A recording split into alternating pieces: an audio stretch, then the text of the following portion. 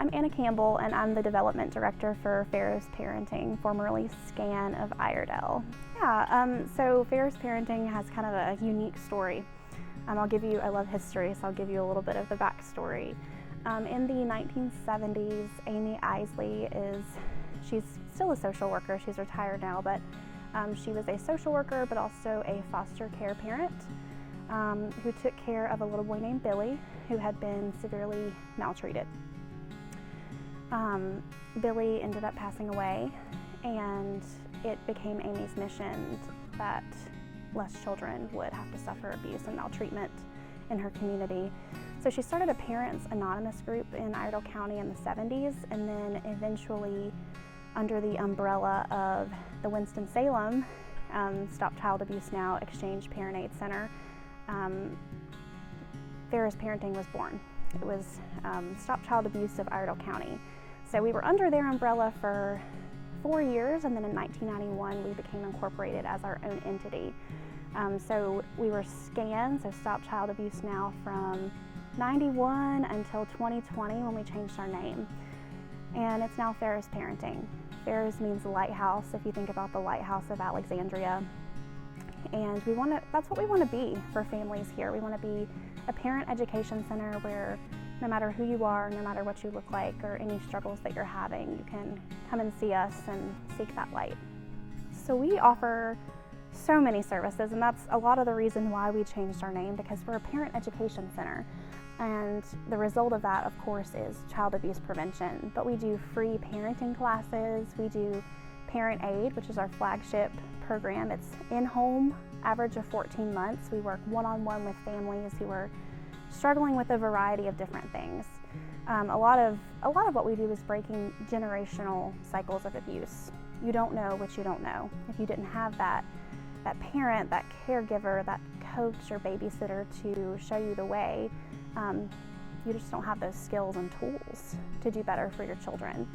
So alongside that, we also do supervised visitation. We do coaching with the Department of Social Services.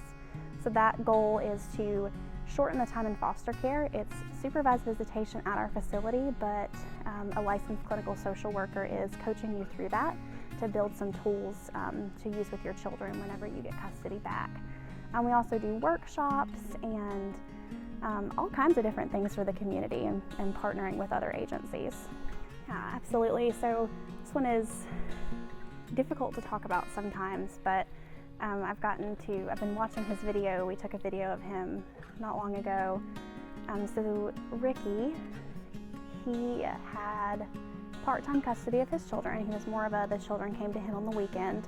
He had children that were 4 and 5, and mom lived in a different county, so that's why there was a part-time custody situation. And he gets a call one evening that his 2 children had been severely abused by mom's boyfriend, leaving his son, who was 4 years old at the time, on life support in the hospital. They were both charged, so mom and mom's boyfriend were both charged with felony child abuse.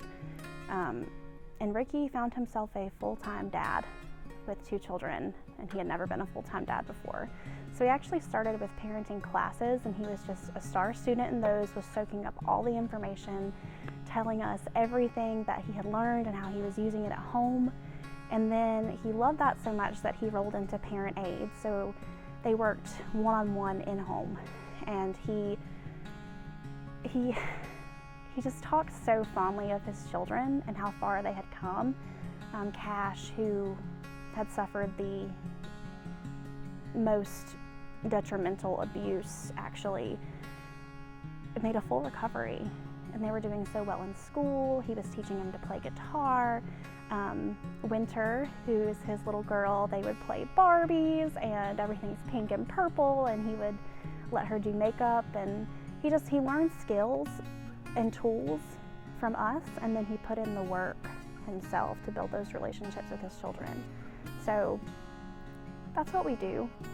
We make good people great people. We make good parents great parents. We give you the tools, and the parents put in the work to do it, and we're just there to hold your hand along the way. This one. Okay, so this is I got put in front of my favorite item and I didn't think that would happen. So I'm in front of Louise Smith, the First Lady of Racing's car.